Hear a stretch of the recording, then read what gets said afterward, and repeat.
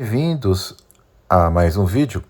Dado o retorno positivo do vídeo sobre o véu, sobre o uso do véu, algumas pessoas pediram-me para tratar sobre a modéstia num geral, ainda que eu tenha tratado brevemente no vídeo sobre o véu.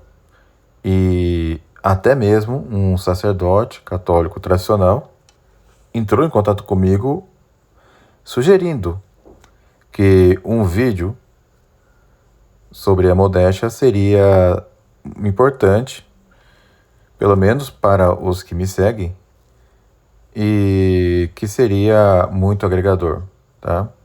Eu agradeço pelo incentivo, tá?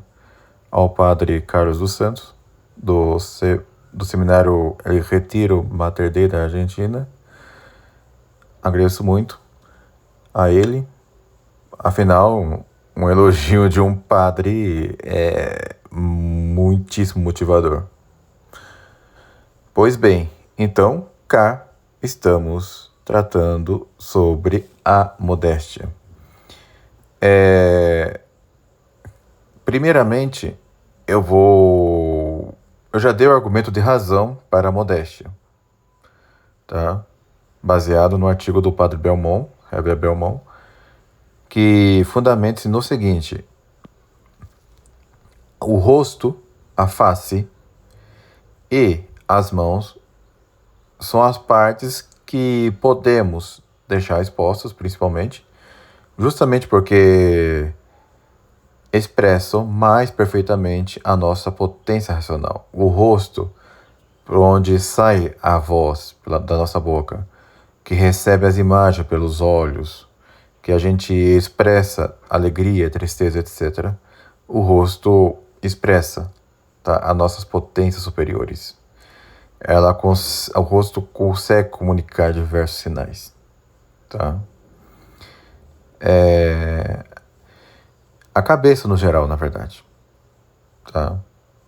Já que o véu, a função primária do véu é cobrir a cabeleira, tá? E não a cabeça inteira, porque a cabeça inteira inclui o rosto também, tá? Podemos dizer que as orelhas e o ouvido também fazem parte nesse sentido. Então, essas partes podemos deixar expostas. E as mãos, porque são instrumentos para isso. Então, com as mãos, nós também expressamos a nossa racionalidade, porque com a mão escrevemos, com a mão fazemos coisas, construímos coisas. Entendeu? Então, as nossas mãos obram segundo a nossa razão.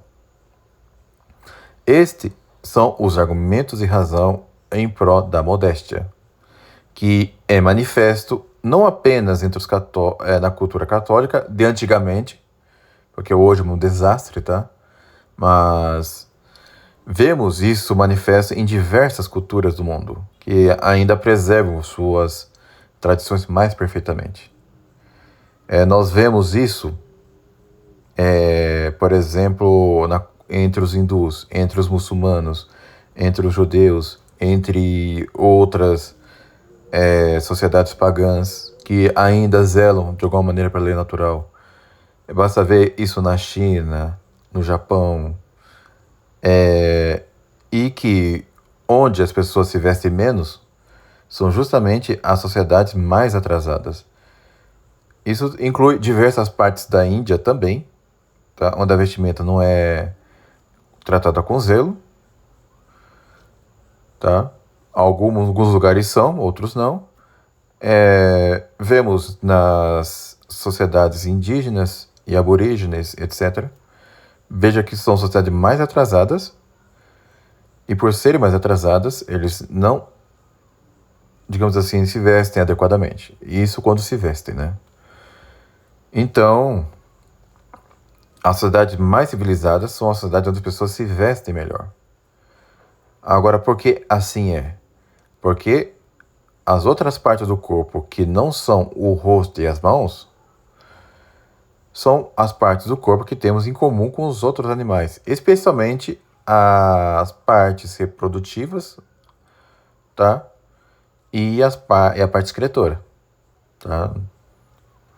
Então, essas partes temos em comum com os animais, são partes que visualmente despertam mais a nossa animalidade, tá? Despertam mais as nossas concupiscências e que, se exagerarmos, vamos acabar nos bestializando. A razão fica embrutecida. É por isso que pessoas que pecam muito contra a castidade ficam com o intelecto embotecido, tá? Causa a cegueira da mente, no dizer de Santo Tomás de Aquino. Então, aqui vamos usar de argumento, esse argumento filosófico e de razão a favor da modéstia. É conveniente nos vestirmos bem, tanto os homens como as mulheres, mas principalmente as mulheres. Porque a concupiscência que o homem desperta na mulher nem de longe chega perto da concupiscência do contrário, da mulher que desperta no homem. Isso é revelado até pela Sagrada Escritura, no Gênesis, quando acontece o pecado original. Quem faz o homem cair é a mulher. Quem faz os filhos de Deus caírem são as filhas dos homens, antes do dilúvio. Quem fez Davi pecar foi uma mulher. Quem fez Salomão pecar foram diversas mulheres. Quem fez Sansão pecar foi uma mulher, e por aí vai. Tá? Então, a Sagrada Escritura já mostra como a mulher tem um grande potencial para fazer o homem pecar. Tá? E isso nós analisaremos agora à luz da teologia sagrada, à luz da Sagrada Escritura, à luz do magistério e à luz dos escritos de santos importantes. Tá? Aqui eu selecionei 3. Santo Tomás de Aquino, São João Crisóstomo e São Cipriano de Cartago. Aqui eu não usarei citações atribuídas, como muitos falam do Padre Pio, por exemplo. Não usarei mensagens de revelações privadas, como algumas pessoas usam Fátima, não porque lhes falta autoridade, mas porque, quando se trata de uma análise séria, teológica, a doutrina dos santos, dos teólogos e principalmente do magistério da igreja são superiores, tá? Há diversos apostolados que usam, que são sérios, mas aqui eu usarei essas referências. Então, primeiramente, para esclarecer o que está na Sagrada Escritura e no Magistério, primeiro vamos usar um teólogo renomado. E poderia usar vários, mas aqui eu usarei o que eu tenho à disposição, tá? Que é o livro do Antônio Rory Marin, que é Teologia de la Perfección Cristiana. Ele coloca o seguinte, tá? Isso, eu estou usando a edição da BAC de 2015. Apesar de ser pós-Vaticano II, a doutrina exposta aqui é a mesma da edição original, tá bom? Que coloca o seguinte nas páginas que eu vou ler: 612, 623 e 624 e 625, tá? Numeral 462.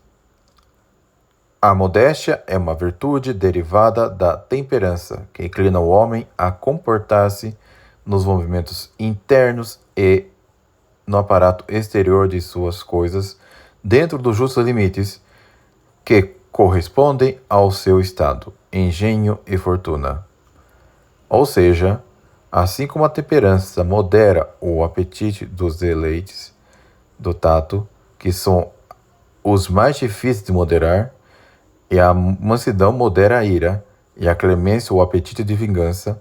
A modéstia se encarrega de moderar outros vários movimentos menos difíceis, mas que necessitam também o controle de uma virtude. Esses movimentos secundários e menos difíceis são 4. O movimento da alma para excelência, que é moderado pela virtude da humildade. O desejo, o apetite natural de conhecer, regulado pela estudiosidade. Os movimentos e as ações corporais, que são moderados pela modéstia corporal nas coisas sérias e pela eutrapélia nos jogos e diversões. E o relativo ao vestido e aparato exterior, que se encarrega de regular a virtude da modéstia no ornamento, que é o ponto que vai nos interessar aqui. Mas também coloca-se os movimentos e ações corporais que são moderados pela modéstia corporal. Essa parte também é importante, porque uma coisa vai ligar a outra. Pois bem, então vamos para a modéstia corporal. Vamos soltar, tá, essas partes e vamos diretamente para a modéstia corporal, que está no numeral 483, em que se coloca: é uma virtude que nos inclina a guardar o devido decoro nos gestos e movimentos corporais. É preciso atentar principalmente a 2 coisas: a dignidade da própria pessoa e as pessoas que nos rodeiam ou lugares onde nos encontramos. A modéstia corporal tem uma grande importância individual e social. Então, tá, aqui novamente refuta-se os modernistas e as modernistas também, que acham que podemos nos comportar de qualquer jeito e que quem repreender ou reprovar são farisaicos. Não são, tá? De ordinário, no exterior do homem se transparece claramente o seu interior. Gestos bruscos e descompassados, gargalhadas ruidosas, olhares fixos ou indiscretos, modos relambidos e amaneirados, e outras 1000 impertinências pelo estilo são índice, geralmente, de um exterior desordenado e grosseiro. Com razão adverte Santo Agostinho em sua famosa regra, que se tenha particular cuidado com a modéstia exterior, que tanto pode edificar ou escandalizar os que nos rodeiam. E a Sagrada Escritura nos adverte que, abre aspas, por seu aspecto se descobre o homem, e por seu semblante o prudente. O vestir, o rir e andar denunciam o que há nele. Fecha aspas. Eclesiástico 19, 26, 27. A modéstia corporal se opõe 2 vícios. Um por excesso, a afetação ou amaneiramento, e outro por defeito, a rusticidade grosseira e simplória. E claro que alguém que tem os vícios que se opõe à modéstia corporal vai ter o vício também na maneira de se vestir, que, lembrando, cabe tanto para o homem como para a mulher. O homem, ele deve ser modesto, sim. No entanto, a mulher tem que ter muito mais cuidado, tá? Pelas razões que já foram expostas pela própria Sagrada Escritura. A modéstia no ornamento. Perdão, eu coloquei número 473 na modéstia corporal, mas o numeral é 471, tá? 473 é agora. Numeral 473. É uma virtude derivada da temperança que tem por objeto guardar a devida ordem da razão no arranjo do corpo e do vestido e no aparato das coisas exteriores. Santo Tomás adverte que nas mesmas coisas exteriores que o homem usa, não cabe o vício, mas cabe perfeitamente por parte do homem que as usa imoderadamente. Essa desordem pode ser dupla, por parte ou em relação com os costumes das pessoas com quem devemos conviver, e pelo desordenado afeto com que se usem, desdigam ou não dos costumes dessas pessoas. Esse afeto desordenado pode ser de 3 maneiras: por vaidade, para chamar atenção com aquele vestido elegante; por sensualidade, vestidos suaves e delicados; ou por excessiva solicitude, não pensando mais que em modas e apresentar-se bem elegante em público. E o ponto mais grave, claro, nos tempos modernos que estamos vendo hoje em dia, é o que mais se vê são as pessoas que se desordenam pela sensualidade. São roupas curtas, justas, decotadas, cavadas, transparentes e outras coisas mais. Isso quando se veste alguma coisa, né? Diga-se de passagem. No entanto, no meio tradicional, há o vício pelo excesso também, tá? Que pode se encaixar aqui a questão por vaidade ou pela excessiva solicitude, em que não há muita moderação no vestir-se. A pessoa quer se vestir como se fosse na época da era vitoriana. Tá? Não é bem assim, porque chama demasiada atenção. A modéstia não é apenas na questão de despertar a concupiscência nos outros por meio do defeito por falta. Tá? Há também o vício pelo excesso. Continuando, contra esses vícios ridículos que são próprios de mulheres ou afeminados, gostei, punha Andrônico 3 virtudes: a humildade, a suficiência e a simplicidade. Claro que contra a modéstia no ornamento cabe também a desordem por defeito. E isso de 2 maneiras: ou apresentando-se em forma indecorosa, segundo o estado e condição da pessoa, negligência, desleixo, etc., ou tomando ocasião da mesma simplicidade no vestir para jactar-se de virtude ou perfeição. Por especial importância e periculosidade, melhor colocando aqui, dedica São Tomás outro artigo ao ornamento das mulheres no relativo a vestido, perfumes, cores, etc., que é o artigo 169, que nós estudaremos depois desse trecho do Rodio Marim. Eu prometi que usarei 3 santos como referência, tá? E usaremos também 2 teólogos, Rodio Marim e o próprio Santo Tomás, que é o teólogo dos teólogos. Disse, em resumo, que a mulher casada pode se arrumar para agradar ao marido e evitar isso muitos inconvenientes. As não casadas pecariam mortalmente se com esses adornos pretendessem um fim gravemente mau. Se o fazem por simples vaidade ou ligeireza feminina e não se seguem graves inconvenientes, pecam tão somente venialmente. E não pecariam nem venialmente se o fizesse tão somente para se acomodar ao costume local. Não pecaminoso, por outra parte, ainda que não seja louvável tal costume. É admirável a palpitante atualidade deste artigo, escrito há 7 séculos. Hoje podemos dizer há quase 8, né? Então, meus amigos, não há pecado nenhum se a mulher, digamos assim, quiser estar pelo menos apresentável, tá?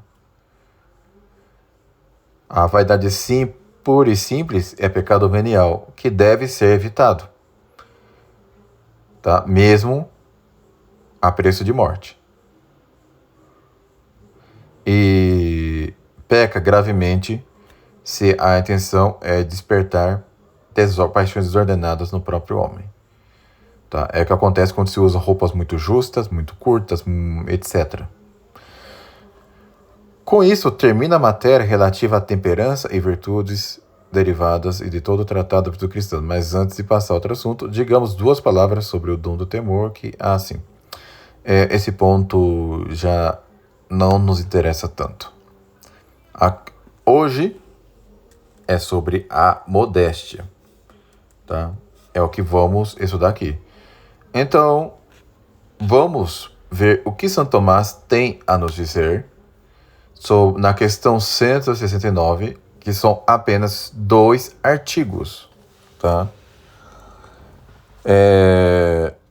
E como bons tomistas, eu espero que vocês sejam, vamos analisar o artigo inteiro para tirar as devidas conclusões. Eu vou usar a tradução da Loyola aqui, e eu não vou ler a parte latina, tá? Vamos pegar só a tradução pura e simplesmente.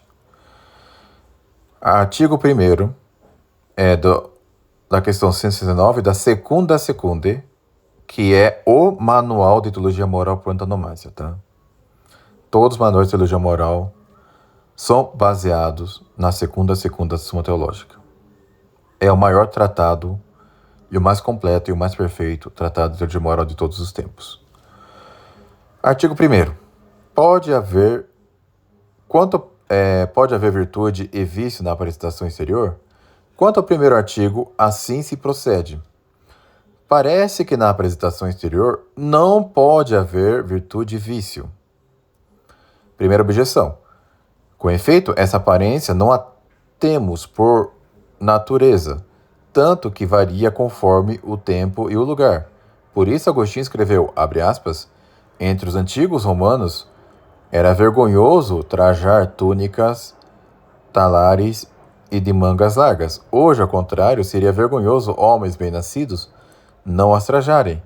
Ora, como diz o filósofo, há em nós uma aptidão natural para a virtude. Logo, nessa matéria não há vício nem virtude.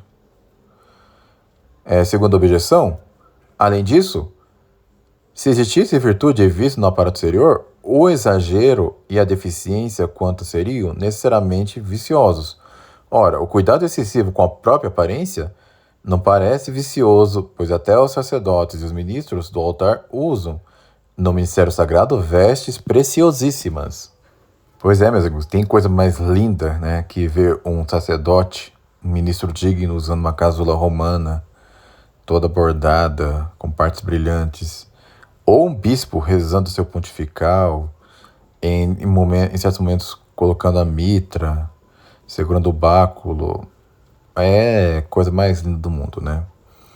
Do mesmo modo, a falta de número, nesse caso, também não parece ser viciosa, pois a carta aos Hebreus, elogiando alguns, diz: levaram uma vida errante, vestidos de peles de carneiro ou velos de cabra. Logo, não parece que possa haver virtude e vício nessa questão. Ademais, toda virtude é teologal, moral ou intelectual. Ora, nessa matéria não existe virtude intelectual, pois essa aperfeiçoa o conhecimento da verdade. Também não há aí nenhuma virtude teologal, cujo objeto é Deus. Nem, finalmente, nenhuma das virtudes morais assinaladas pelo filósofo. Logo, parece que não pode haver virtude e vício em matéria de vestuário exterior. Agora o sede contra? A honestidade pertence à virtude. Ora, na apresentação exterior, se tem em conta certa honestidade, pois diz Ambrósio, abre aspas, que o ornato do corpo não seja afetado, mas natural, simples e despretensioso, antes que rebuscado. Não com roupagens preciosas e deslumbrantes, mas comuns, a fim de que não falte nada do que a honestidade e a necessidade exigem e nada luxuoso apareça. Fecha aspas. Portanto, pode haver virtude e vício na apresentação exterior. Respondeu, não é nas coisas exteriores utilizadas pelo homem que se encontra o vício, mas no próprio homem que usa mal delas. Esse mau uso pode acontecer de duas maneiras. primeiramente considerando o costume das pessoas com quem vive. Por isso, diz Agostinho, abre aspas, os excessos contrários aos costumes humanos devem ser evitados, respeitando suas diversidades.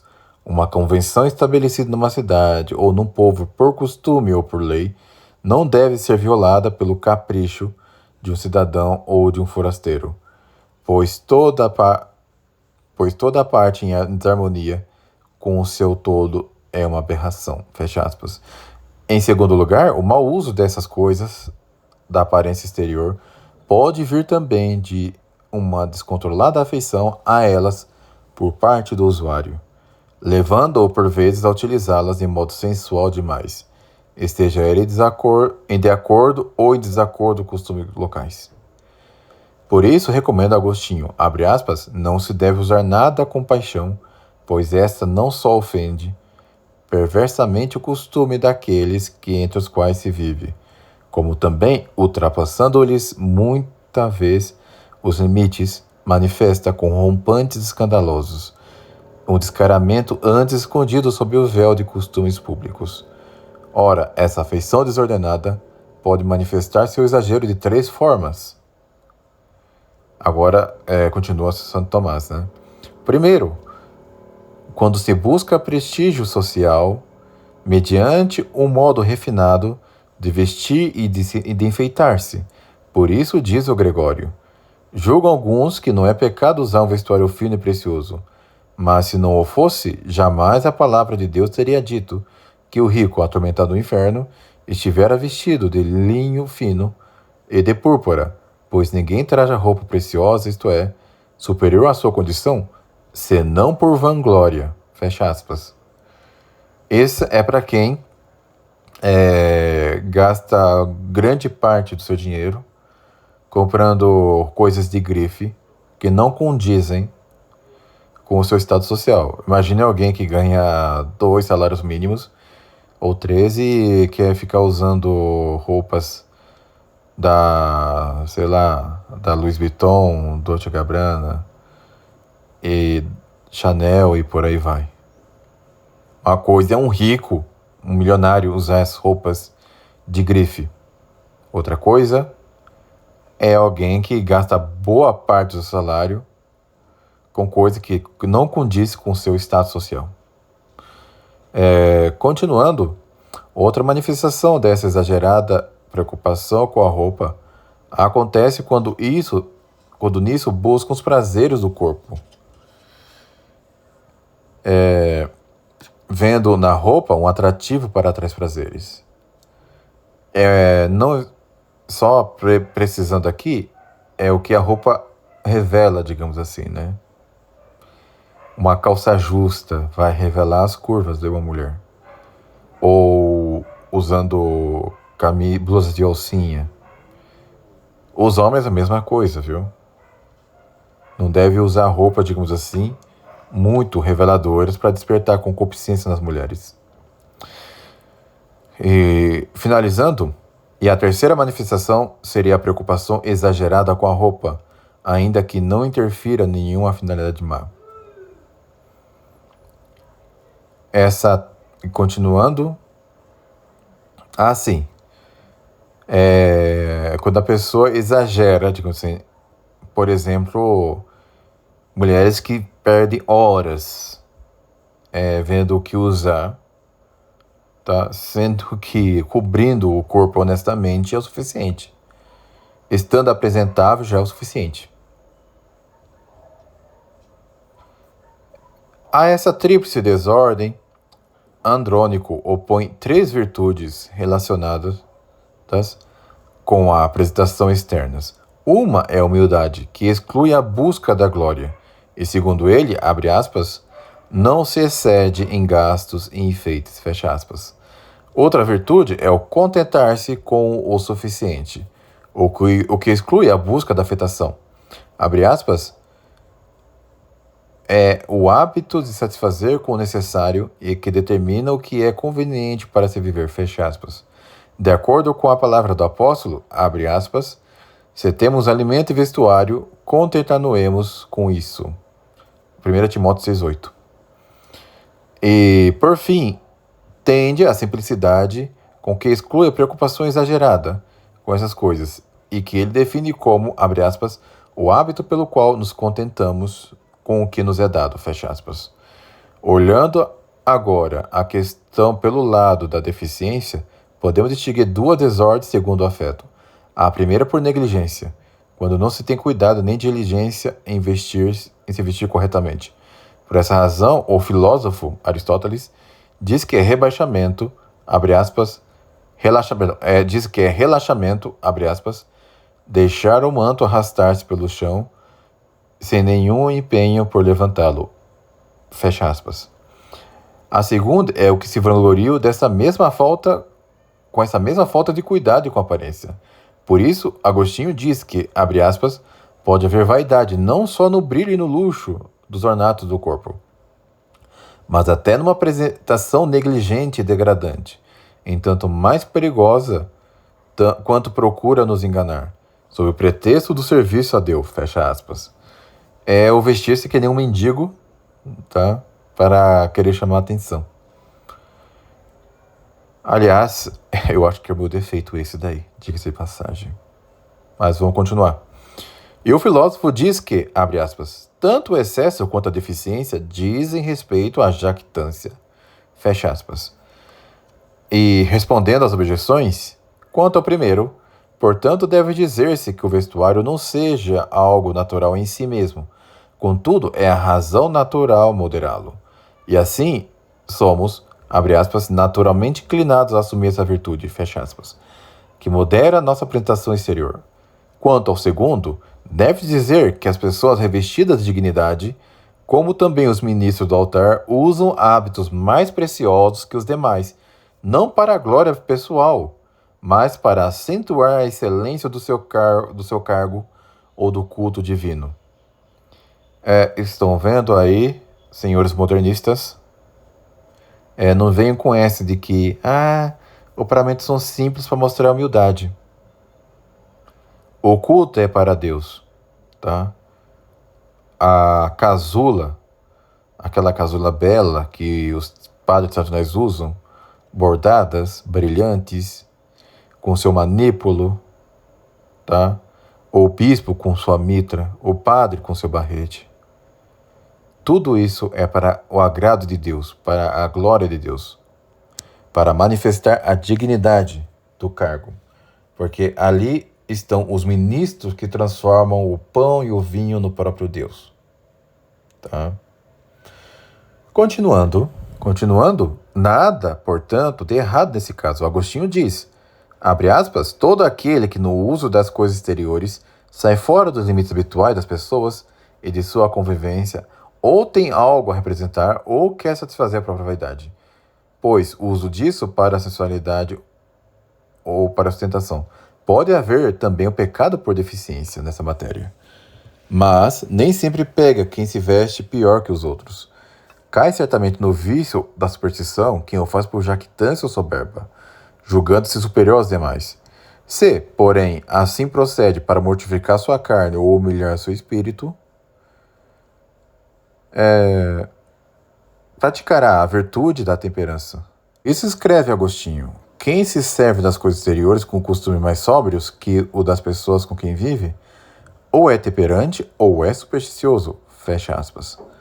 Usar roupas mais vis é coisa que cabe àqueles que, pelas palavras e pelos exemplos, exortam os outros à penitência, como o fizeram os profetas, de quem o apóstolo está aí falando. Donde o comentário à glosa ao Evangelho de Mateus, abre aspas, quem prega penitência deve trajar hábito de penitência, fecha aspas. Quanto ao terceiro, deve-se dizer que o esmero no vestir-se é um indicativo da natureza humana. Por isso, o excesso, a falta e o meio termo, nessa questão, pode se reportar à virtude da, abre aspas, verdade, fecha aspas, cujo objeto, segundo o filósofo, são os atos e as palavras pelos quais algo da nossa condição se revela. Muito atual esse artigo, como Rodemarim expôs. Tá? O artigo 2º não é menos atual. Adorno das mulheres estão isentos de pecado mortal? Esse é perigoso. E a gente depois vai ler citações de santos que corroboram com isso. Mas lembrando que é a soma teológica. A objeção vem primeiro. Tá? Então saberemos como isso vai se resolver. Há ocasiões em que a mulher pode se enfeitar, sim ou não, sem pecar mortalmente. Veremos que sim, tá? Há como a mulher se vestir, se enfeitar para agradar os olhares, sem que se peque mortalmente. No entanto, nós precisamos ler todo o artigo para saber de que maneira isso se dará, para não cairmos em erros opostos, como fazem muitos. Aliás, vamos ler as citações dos santos logo, para já ir adiantando, tá? E eu vou colocar em uma publicação à parte as citações usadas desse vídeo. Deixe-me ver. Sim. Abre aspas para Santo São Cipriano de Catargo. Se tu te penteias luxuosamente, se andas em público com ostentação, se seduzes os olhares dos jovens, se atrai o suspiro dos adolescentes, se nutres a paixão, se inflamas os incentivos do desejo, de modo que, embora não te percas, leves outros à perdição, oferecendo-te como grade e como veneno aos que te contemplam, não te pode desculpar como sendo cassa e pudica em espírito. O luxo inconveniente e o ornato impúdico acusam-te de falsidade. Já não podes ser contada entre as donzelas e virgens de Cristo, pois vives de modo a poder suscitar a paixão. Isso está em A Conduta das Virgens, ou em latim, De Habitu Virgem. Segunda citação, capítulo 9, tá? A segunda citação, isso já está no capítulo 17. Sujastes a cutis com falsos preparados, modificastes a cabeleira adulterando a cor. A tua face foi vencida pelo disfarce. Teu rosto foi poluído, tornou-se estranho o teu semblante. Não poderás ver a Deus, porque os teus olhos não são os que Deus fez, mas o que o demônio desfez.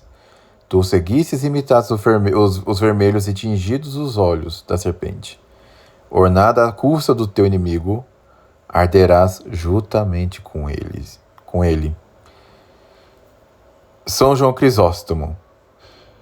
Se alguma mulher, adornando-se demais, atrair os olhos de muitos homens, mesmo que não faça nenhum pecar, essa padecerá o fogo do inferno, porque prepara o veneno e oferece o copo, mesmo quando não encontra ninguém que o beba.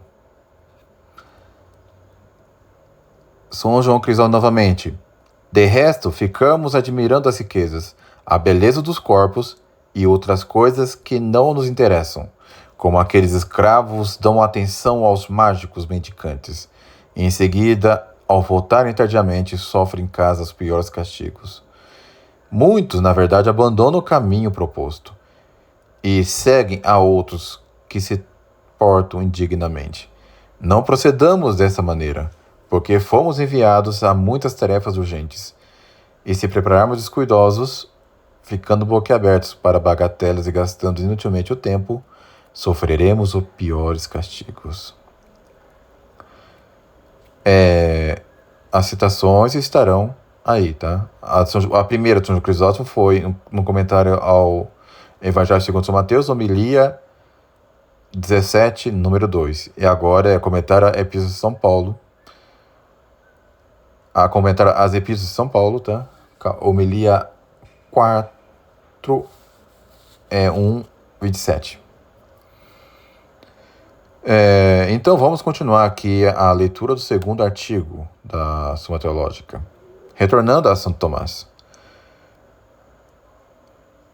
Quanto ao segundo, assim se procede. Parece que os adornos das mulheres não estão isentos de pecado mortal. Veja bem, pecado mortal. o pecado que leva diretamente ao inferno se não houver arrependimento e confissão, tá? Para quem já foi batizado. Então, vamos ver o que temos aqui. Primeira objeção: com efeito, tudo o que vai contra um preceito da lei divina é pecado mortal. Ora, o enfeite feminino vai contra o preceito da lei divina, pois, referindo-se às mulheres, se diz na primeira carta de Pedro: que vosso adorno não seja exterior, cabelos trançados, joias de ouros, vestidos elegantes. Ao que a glosa de Cipriano acrescenta: as que se vestem de seda e púrpura não podem sinceramente revestir-se de Cristo. As que se adornam de ouro, pérolas e joias perderam a beleza da alma e do corpo. Ora, isso só acontece pelo pecado mortal. Logo, os adornos femininos não estão isentos de pecado mortal. Eu estou assustando vocês? Mas calma lá, tá? Lembre-se que essas são objeções.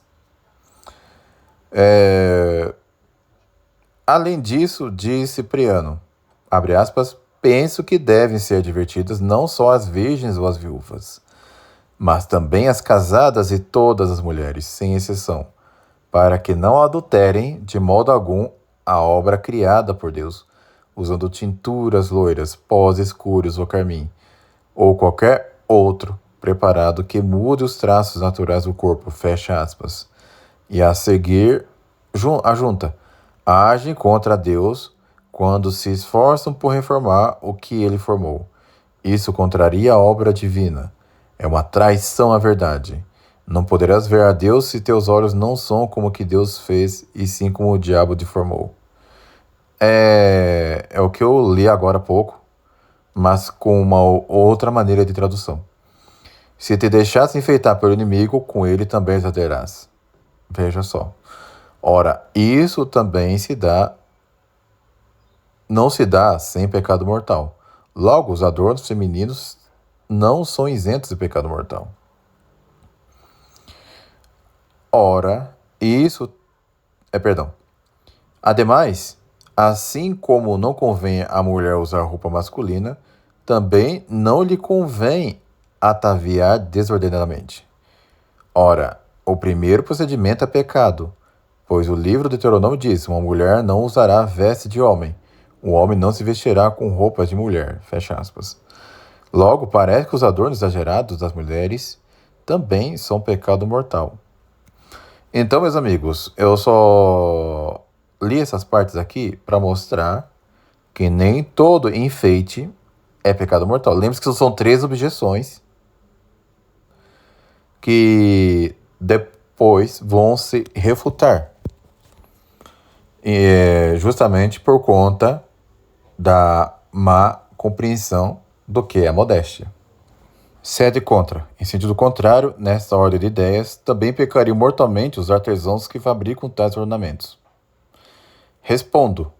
Em razão aos adornos das mulheres, deve-se fazer as mesmas ativações antes feitas, em geral sobre a apresentação exterior, destacando, porém, algo especial, ou seja, que os adornos femininos despertam a lascívia nos homens, segundo o livro dos Provérbios.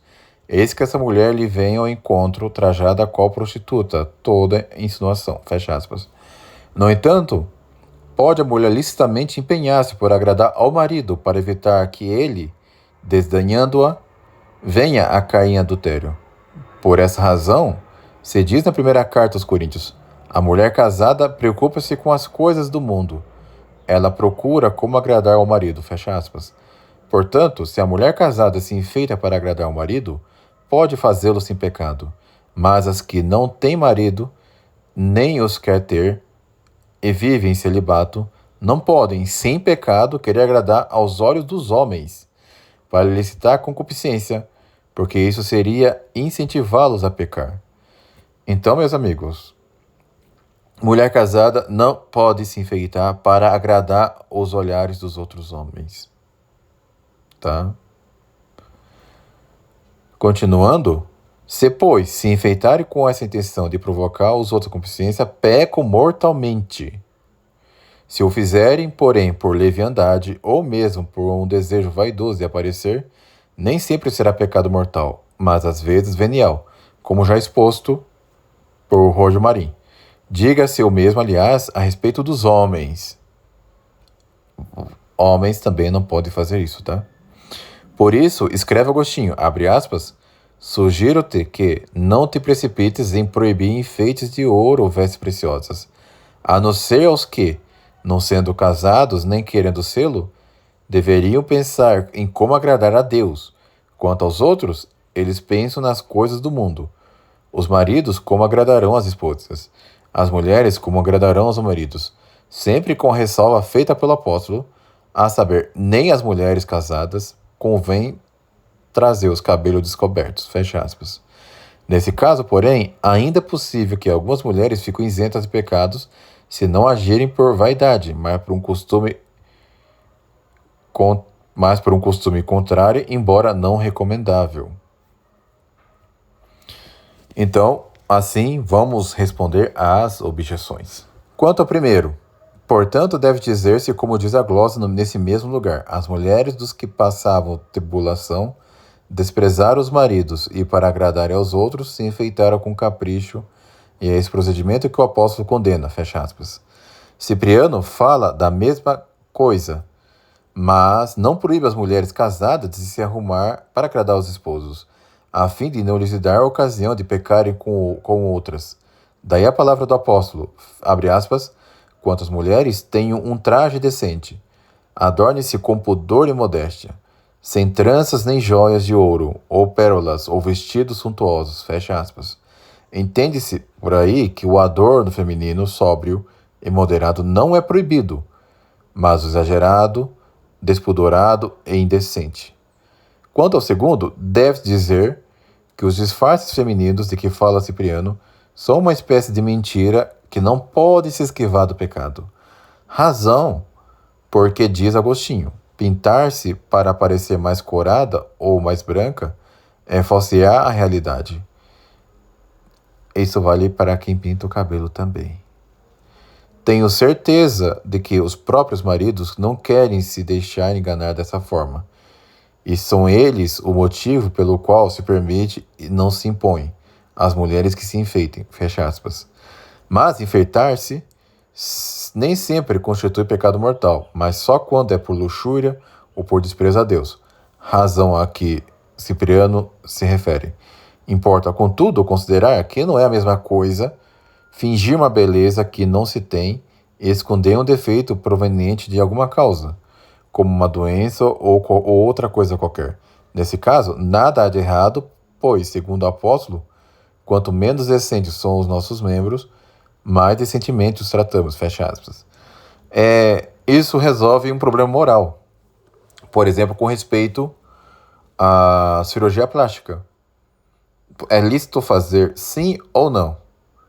Se for para corrigir um defeito adquirido ou que não está em conformidade com a normalidade, é lícito sim, tá? Podemos fazer uma cirurgia plástica corretiva. Agora, uma mulher que já é bonita fazer cirurgia plástica para ficar ainda mais, isso é vaidade completa e que, portanto, deve se rejeitar. Quanto ao terceiro, deves dizer que a apresentação exterior deve corresponder à condição da pessoa segundo o costume geral. Por isso, é, em si mesmo, pecaminoso uma mulher usar trajes masculinos e vice-versa, principalmente porque isso pode levar à lascívia. Trata-se de algo especialmente proibido pela lei, porque os pagãos lançavam mão desse recurso para se entregar à superstição da idolatria. Pode-se, porém, fazer uso sem pecado por alguma necessidade, como para ocultar-se dos inimigos, por falta de outras vestes, etc. Quanto ao quarto, deve dizer que, se existir outro modo de produzir certas coisas que os homens podem usar sem pecado, certamente pecarão os que as fabricarem, porque estão oferecendo aos outros ocasião direta de pecado. Seria o caso, por exemplo, de quem fabricasse ídolos e outros objetos pertencentes a cultos idolátricos. Mas não é pecado o uso de produtos como espadas, flechas, etc. Produtos de cujas artes podemos usar para o bem ou para o mal. Só essas artes, aliás, merecem o nome de artes. Por isso, diz Crisóstomo, abre aspas, devemos considerar como arte somente as que se fornecem e produzem coisas necessárias e úteis às nossas vidas. Fecha aspas. Caso contrário, de prevalecer o mau uso delas, embora não sejam ilícitas, devem ser excluídas da sociedade, diz Platão. Por conseguinte, como as mulheres podem se enfeitar licitamente para conservar a sua dignidade pessoal, ou também para acrescentar algo mais que agrade ao marido, segue-se que os fabricantes de tais produtos não pegam exercendo esse mister, salvo se vierem a inventar novidades exageradas e estranhas. Por isso, Crisóstomo diz que, abre aspas, também na arte de fabricar calçados e tecidos, muita coisa se deveria eliminar, pois ela vem sendo orientada para a luxúria, desnaturando-a e misturando uma arte com outra por alguma finalidade má. Fecha aspas. Então, meus amigos, aqui está o ensinamento de São Tomás de Aquino sobre a modéstia. E para não deixar absolutamente nenhuma dúvida de que eles estão corretos, os santos citados e o nosso teólogo, usado como referência, vamos agora para a própria revelação divina e o magistério da Igreja, para que não caiba mais absolutamente nenhuma dúvida. Deuteronômio 22:5. A mulher não se vestirá de homem, nem o homem se vestirá de mulher, porque aquele que tal faz é abominável ao olho de Deus. Já citamos. Eis que a mulher que lhe sai ao encontro, ornada como uma prostituta, de coração dissimulado, faladora, e andeja, irrequieta e procraz, cujos pés não podem parar dentro de casa, umas vezes na rua, outras na praça, outra às esquinas, sempre à espreita. Provérbios 7, 10, versículos 10 ao 12. Do mesmo modo, ore também as mulheres em traje honesto, ataviando-se com modéstia e sobriedade, e não com cabelos frisados, nem com ouro, pérolas ou vestidos custosos, mas sim com boas obras, e que como convém a mulheres que fazem profissão de piedade. 1 Timóteo 2, 9 a 10. Aqui estão dados a revelação divina, e vamos agora ao próprio magistério eclesiástico. Carta encíclica Sacra Propedem. Não se pode deplorar suficientemente a cegueira de tantas mulheres de qualquer idade e posição, feitas de bobas por um desejo de agradar. Elas não veem em que medida a indecência de suas roupas choca a cada homem honesto e ofende a Deus. A maioria delas fica enrubescida por causa desse tipo de vestuário, como por falta grave contra a modéstia cristã. Agora não basta exibir-se em vias públicas. Elas não temem cruzar o limiar de igrejas para assistir ao santo sacrifício da missa e até mesmo carregar o alimento sedutor das paixões vergonhosas para a mesa eucarística, onde se recebe o autor da pureza celestial.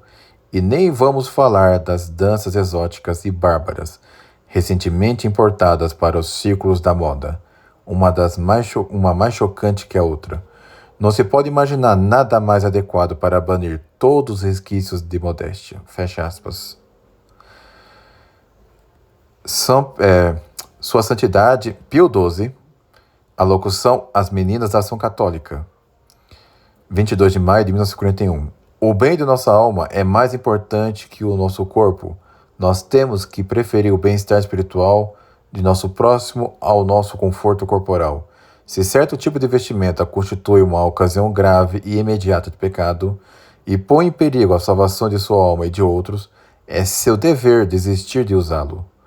Ó, mães cristãs, se vocês soubessem o que um futuro de necessidades e perigos, de dúvidas depressivas e de mal suprimida vergonhosa, vocês preparam para seus filhos e filhas, deixando-os imprudentemente acostumados a viver escassamente vestidos e fazê-los perder o senso de pudor. Vocês teriam vergonha e temeriam o dano que vocês estão causando a vocês mesmos.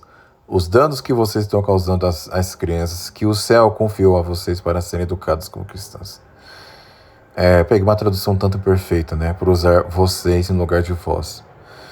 Mas vamos continuar. O número de, abre aspas, no mesmo local, o número de fiéis e de mulheres piedosas aceitando seguir certas modas ousadas quebram, pelo seu exemplo, a resistência de muitas outras mulheres e tais modas que poderão ser a causa da ruína espiritual para elas. Enquanto esses estilos provocativos permanecem identificados com as mulheres de virtude duvidosa, boas, e não se atreve a segui-los, mas uma vez que esses estilos são aceitos por mulheres de boa reputação, mulheres decentes logo seguem o seu exemplo e são arrastadas pela maré até um possível desastre. Fecha aspas. Mesmo Pio XII, em alocução às filhas de Maria de Imaculada, 17 de julho de 1954.